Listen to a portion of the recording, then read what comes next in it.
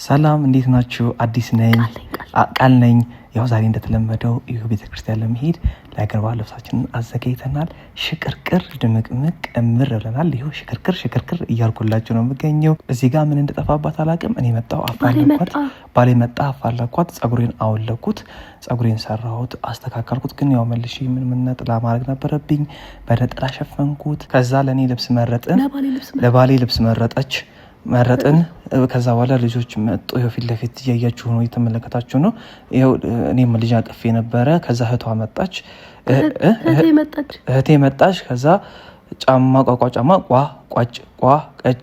ከዛ ልጄ መጣ፣ ሳመኝ፣ ቆይሽ ቻው አለኝ። ከዛ በኋላ ይሄው እንደዚህ አምሮብኝ ተስከረከር ነበር። ከዛ ይሄው ባሌ ልጄ ምናምን ሁላችንም እነሱንም ይዘሻቸዋል እንዴ ወጣን ወደ ቤተ ክርስቲያን።